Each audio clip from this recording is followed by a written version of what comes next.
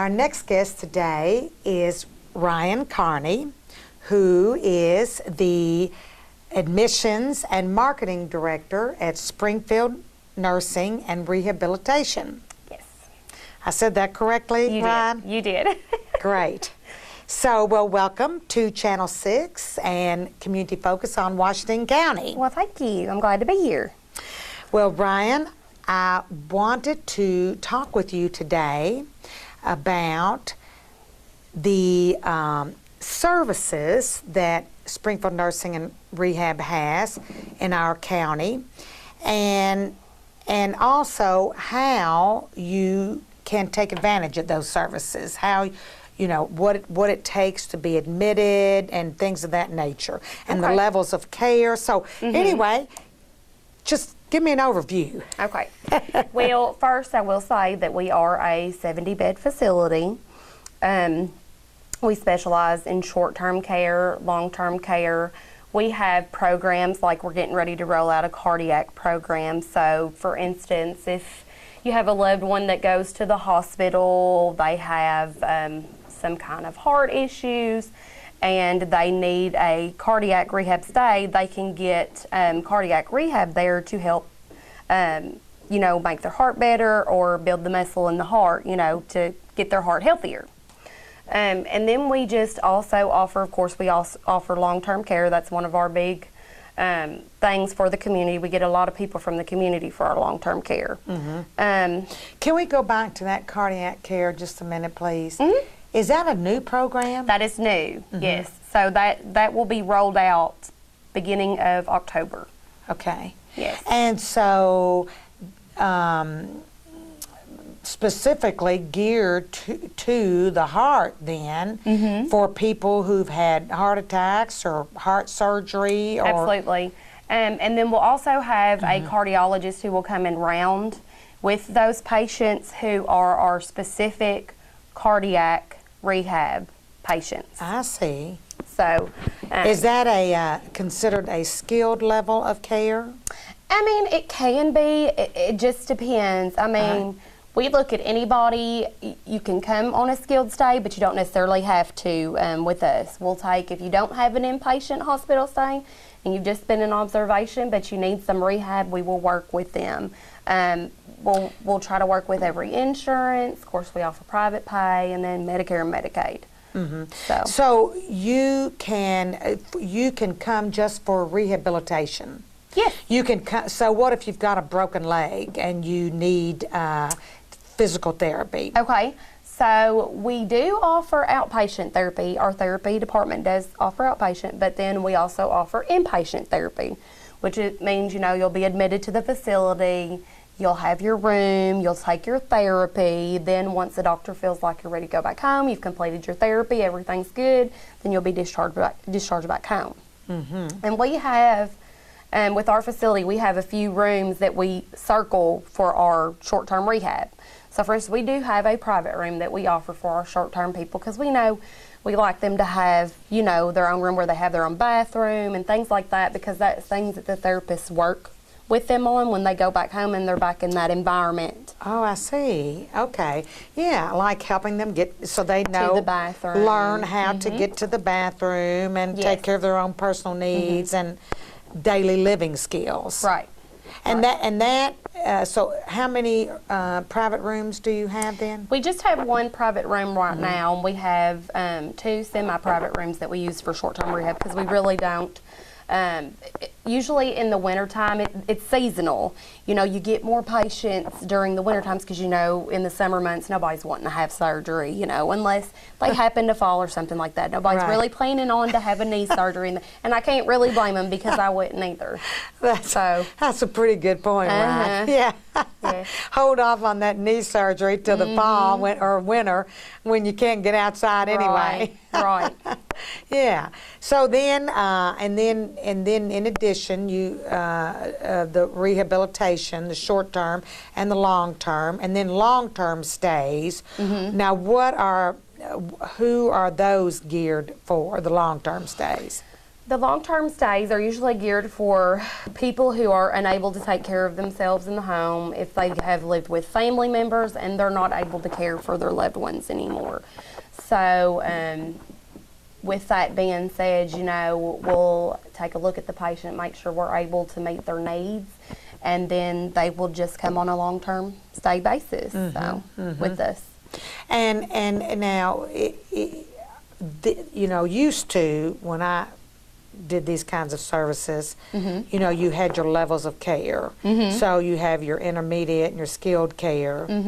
And we were talking the other day, they don't have personal care, I guess, anymore. No. But tell me then, because a person has to be eligible, meet certain requirements in order to be admitted. Okay. So give me an example of that. So I will say that hospitals now are required, within the first 24 hours of being in the hospital, they're required to give them a paper saying whether they're in observation or inpatient. So if you're just in observation, then you're not going to have a skilled, stay in the hospital. You're not going to have what we had talked about, the 3-day qualifying hospital stay. Now, if you're considered inpatient in the hospital, and you've met that criteria to be admitted inpatient, then, it's considered skilled. So, and then there's different types. Skilled meaning that they need like nursing care. Yes. Daily nursing care if they're for a wound or if they're receiving antibiotics for some type of infection in the body, if they have wounds, things like that we were able to skill them for. Or bedridden or not ambulatory, or I guess they can be ambulatory. As long as they are participating with their therapy in the hospital, they're willing to participate. It doesn't have to they don't necessarily have to have antibiotics or wounds, but if they're just trying to get a little bit better if they're trying to get back to their prior level of function, I see. Then we're still able to give them therapy and things like that. Okay. As long as they're willing to participate. I see. They've participated at the hospital, we can still skill them for therapy. Okay. For like general weakness and things like that. And what about the observation level you were referring to? Is that only for a certain amount of time they can be there for observation? Yes, and I'm not sure, it changes every year. I'm not sure how that is. But even with an observation stay, and they still need some type of rehab, or they want to come in for long-term care, we will still look at, if you got Medicare or Medicaid, great, but we also take Medicaid pending. So that's one good if thing. If someone has applied but hasn't been approved yet? No. What do you mean pending? Well, meaning that as long as we feel they're Medicaid eligible, we will accept them as a Medicaid pending, and that means that we've got a checklist that we go through with them. It goes over the assets that they have, things like that, and then we work with a group. It's a company-wide group that we use. They're Elder Advantage. They're elder lawyers who help people with assets, if they own a home or they own a lot of land, things like that. They help them get established Medicaid. Whereas if you don't have assets and things like that, it's an easier, it becomes easier to be eligible for Medicaid. Right. So, as long as we've got everything on that checklist, and we usually require like 3 months of bank statements. That way we can see the resources and see if they're over resources, because that's another thing that's, going to knock you out of Medicaid eligibility as well. So as long as we have everything on that checklist and they're checked okay, then we can accept them Medicaid pending. I see. And do you all make the application for them? Well, or their I guess a family member we do would. ask that the family do, because most residents, we're not able to get the information that they need. For instance, some of the things that they have home, their driver's license and stocks, bonds, things like that. Yeah. Information about their assets and stuff like that, Right. They're more accessible to those things than we are. Exactly. So, but if you have a say we have a patient and doesn't really have a family member, then yes, we will most definitely try to help them the best that we can, because, you know, there's a lot of things on that checklist, but, you know, only what applies to you is what you're going to have. So. Now, yes. so then, because with Medicare, that doesn't pay for your long-term nursing home care, does it? No. Well, and Medicare is very touchy subject. It's very widespread. So we're just going to cover what is for skilled nursing. So I brought my cheat sheets today. Okay. And this is like, know the difference between Medicare and Medicaid. Like, who is eligible for Medicare? Well, if you're 65 or older, you're eligible for Medicare. And if you've received disability after 25 months, you're eligible for Medicare. So what that means is there's different types of Medicare, and depending on the plan that you enroll in, you know, you may be responsible for certain out-of-pocket costs. But I will say that the best to have is traditional Medicare, and with, you know, the traditional Medicare, try to find my part here. It'll cover your Part A services will cover a semi-private room, and Medicare covers at 100% days 1 through 20 of you being in a skilled nursing facility, as long as you've had an inpatient 3-day qualifying hospital stay. And then days 21 through 100, you could have a like a secondary, say Anthem Blue Cross Blue Shield, that can cover the co-insurance to Medicare, because Medicare only pays 80% of days 21 through 100. So your secondary insurance is going to pick that co-insurance up. So you could actually have 100 days at no cost to you at a nursing facility. Medicare. Yes. And the first 21 days, did you say the first 21 days out of the First hospital? days 1 through 20. 1 through 20 after you're in the hospital for 3 days and you require a nursing home care. Medicare picks it up at 100% the first 20 days? It depends on the plan. Now, traditional The does. traditional plan. Traditional does. But some Okay. people have what you call managed Medicaid, and it's just like a Medicare replacement, and they're all different. Some of them, like I said, traditional is the best, because those require a pre-authorization. And depending on how you did at the hospital in your therapy and stuff like that, is going to depend on whether they're going to pay for you to come. And how that works is, you know, that you're there for 7 days and then they'll reevaluate you. Well, how did they do in therapy this week? If they didn't do good, then they're not going to, you know, pay for another 7 days. They're just going to cut you, and then you'll have to go home. Whereas traditional, you have days 1 through 20 covered at 100%. Yeah, gotcha. And then 21 days through 100, Medicare will pick up 80%, and your subsidy that you have, like Blue Cross Blue Shield or Humana or one of those that you get as your supplement, will pick up the difference. And even if you have Medicaid, you have established Medicaid, that'll pay the co-insurance to Medicare as well. So. Okay. And of course, Medicaid, you have to meet financial eligibility. And you know, you have to be low income, basically. You do. You can't have no more than $2,000 in resources a month. Right. To be Medicaid eligible. Now, you can keep your own home. That's not counted against you. Your own residence is my understanding. So if you know, because you might be going back to that home. Yeah, well, if you're short term, yes. Yeah. Now, what about the long term? Well, if you do not have a spouse living in the community, say that it was just you, you're not married, you don't have any family, nothing like that, but you had a home. Medicaid does require that the house be put on the market. And the reason, Medicaid does. I'm sorry, yes, Medicaid. And the reason that is because they see it as it's paying them back for them paying for the stay at the care at the nursing home. So room, board, medical necessities, things like that. Okay. So they would require that the home be sold Yes. to take care, and you would have to, that money would have to be spent towards your care before you were eligible for Yeah. Medicaid again. Yes. Once the house is sold, and another thing is you can't sell it to family cheap. It has to be at fair market value.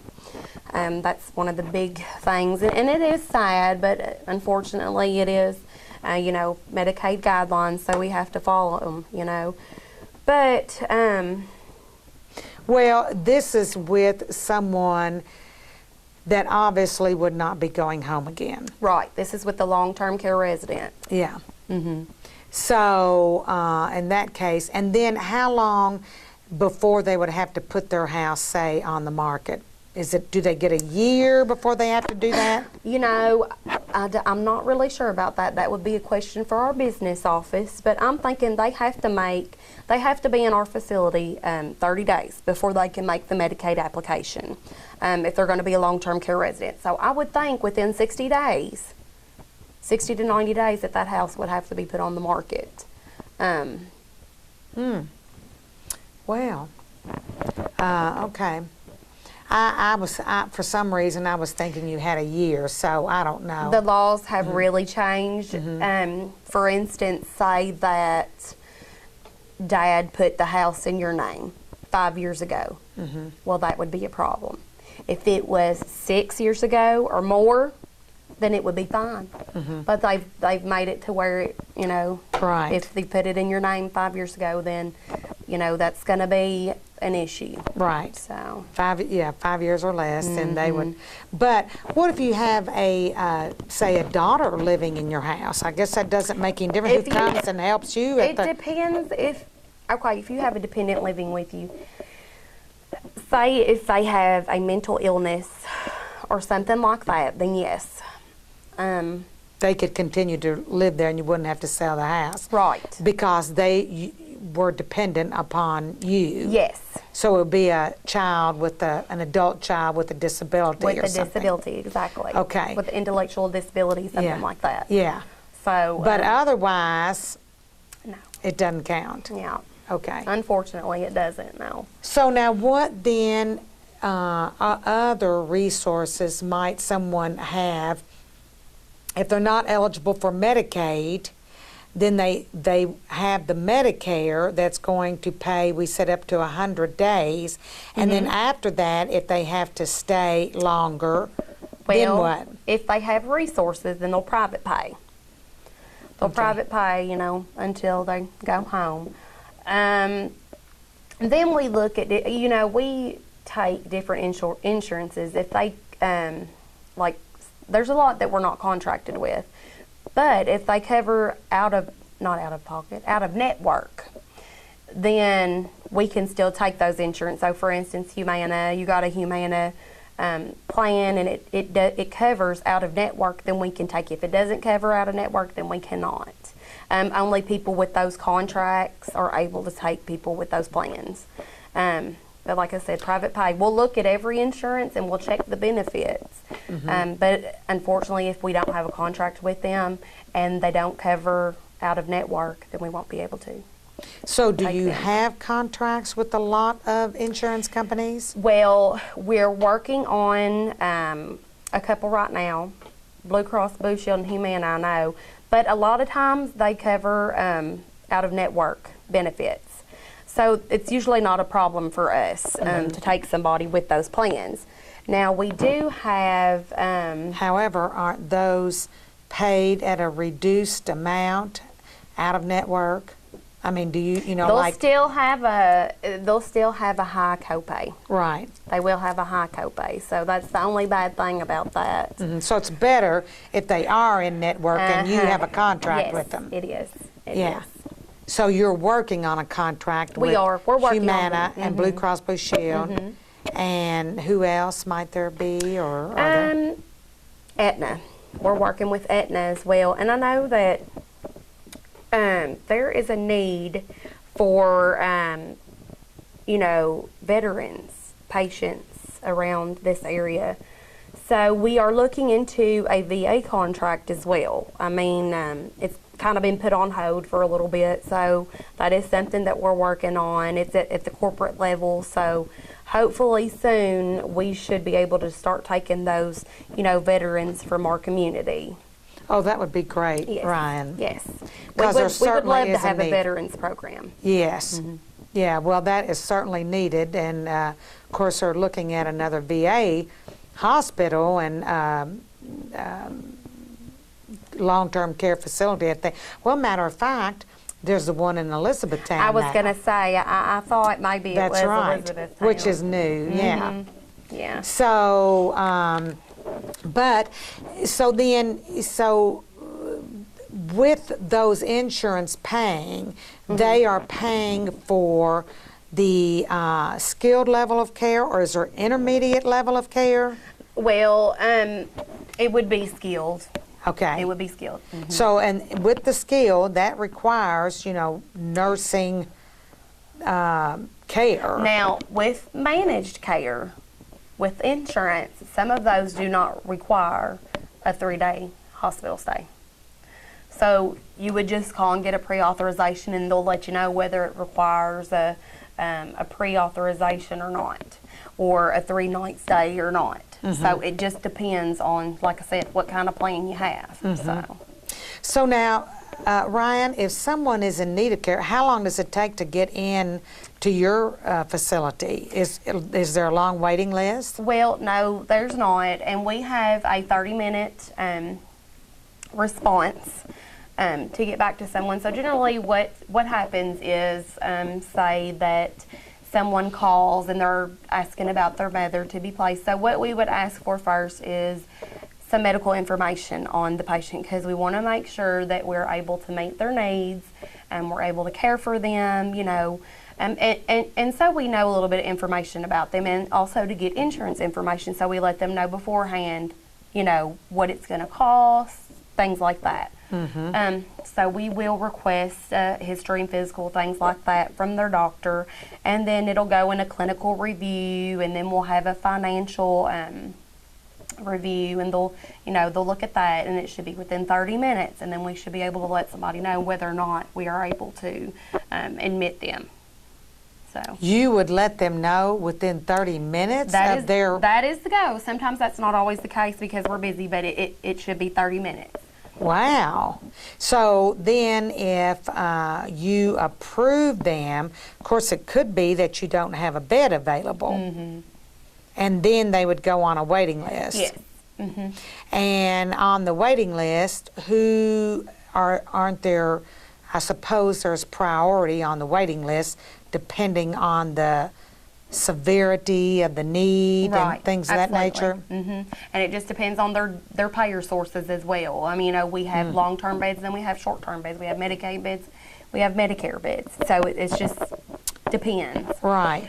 It gets really complicated, to It tell you the does. truth. It does. And when people don't understand those kinds of requirements and issues, you can get very frustrated. Right.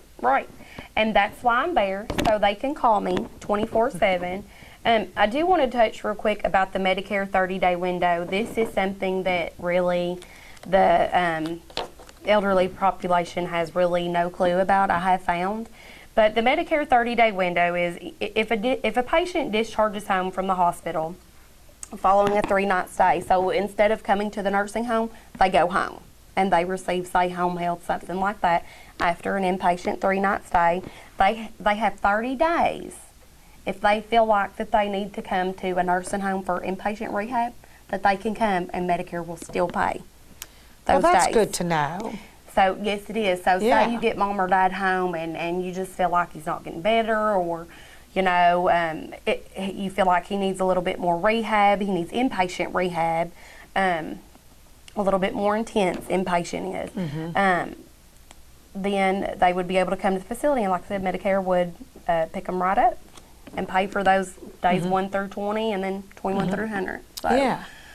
Well, that's something really, that- that's yes. really good to know. It is. Because, you might want, say, a family member to come home, or the patient might want to come home and think, oh, I'm going to be okay at home here with outpatient therapy and getting home health services temporarily, and then you find that you're doing very well at all. Well, and so the hospitals, sometimes they push them out too quick and they're discharged too quick. So they're still, not better. So that also, right. Thank Oh, you they for don't that keep as you in well. the hospital very long anymore. No. But what if, I mean, of course, normally after you would be in, I'm just thinking, sometimes you're not even in the hospital 3 days from the date of your surgery, hardly. Right. So, I mean, but you have to meet that 3-day do. hospital stay, Well, correct? Not necessarily to come in our facility, but for Medicare to pay, to utilize your Medicare Right. benefits, you have to have a 3-day inpatient hospital stay. So 3 consecutive midnight stays in Okay. the hospital. Okay. So, So, and then if they leave your say they leave your facility, they have to go back into the hospital, stay 3 nights, and they could always come back again. and they'll, Do you hold their bed for them? okay, so if they're Medicare, we do not. They can private pay for a bed hold, but Medicare does not pay for a bed hold. Medicaid, however, does pay for a bed hold up to 14 days per calendar year. Oh, So, say mom or dad went out to the hospital in January for 5 days, and they came back to the facility. Well, they went out again in March and was out for so many days. As long as, it's not over, Over 14 days days. for the year. Medicaid will pay for a bed hold. Now, if it's after that, you'd have to private pay for a bed hold. Yeah. And private pay, Ryan, per day is how much? Well, for a bed hold right now, I think it's $83 a day.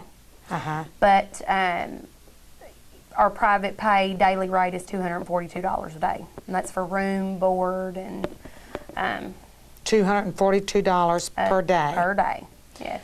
Oh, that adds up fast, It does. doesn't So it? it does pay to have Medicare and Medicaid if you can qualify and if you're eligible. I highly recommend traditional Medicare, but Yeah. it just depends on it's what everybody wants, everybody's Yeah. needs.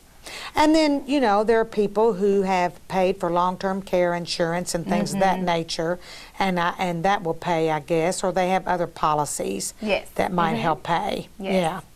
So, but golly, $243 per day. But in most of the nursing facilities, it is the same private pay rate. So, and it's really anywhere you go, you're going to pay that. So, That's for a semi-private room, 2 to a room? yes. I see. Okay. So, well, Ryan, is there anything else you'd like to share with us today? You've been very informative. It's really I just helped me. would like to share our recent survey history. So we had a deficiency-free survey this year. So That's very good. yes, we are going to have a celebration October the 5th at 1 o'clock. So I highly, recommend everybody in the community come. Lisa come. We just want everybody to come in, maybe take a tour of the facility, talk to our doctors maybe, to see, what's new, what we've got going on in the facility, how we can help you if we can. So that's just something we would look forward to having and hope everybody's there. So, a deficiency-free year Yes. you've had. Yes, And so that's big. it is big. Because it's not unusual for a facility to get, some kind of like a, Immediate jeopardy tag or things like that. yeah. Yeah. So, well, congratulations Well, on thank you. that. Thank you. We're very excited. Yeah, so that's October the 5th. And at the facility at Springfield Nursing and Rehabilitation, which is, the address is, It's 420 East Grundy Avenue, Springfield, Kentucky. right. And it's been here in our community for golly, how long, do you know? I don't know how many years, but I've been there 12 years. I first started in the kitchen, then went to long-term care, then moved on up. You know, my first job was in the kitchen. I remember 12 years ago, it had been there for a long time. So it's been there for a while. I would say, gosh, before I came to Springfield, I think, and that was in '79. So, Wow. 79, 89, 90. Right. That's almost 40 years. Yeah. I'd say it's And been there at least. we do have nurses that have been there for 40 years. Yeah. So, Wow, that's amazing. yeah.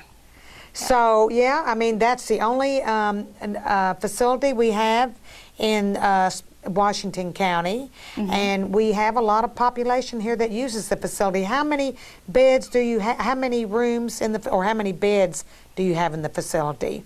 70. 70, you said. Okay. Yes. Yeah. Yes. So, that's a pretty big facility. It and is. It is. And so, well, gosh, now what's the phone number, Ryan, in case anyone needs to contact So you? our facility number is 859-336-7771. And if you need to reach me personally, which I hope you do, my cell number is 859-481-4586. Okay. And now, Ryan, if someone wants to get someone admitted, is it you they would talk to? Yes, they would Okay. need to contact myself. Okay. Okay. Okay. Well, Ryan, thanks very much for being here thank today. I'm glad we were able to, Thank you. and I learned a lot. So, Yes. thanks it's again. a lot of information to take in. It really is. So this way, if they have questions, they can call you please directly. call me. Yeah. Yes, I'd be happy to explain it. Okay. Thank you. Thank you.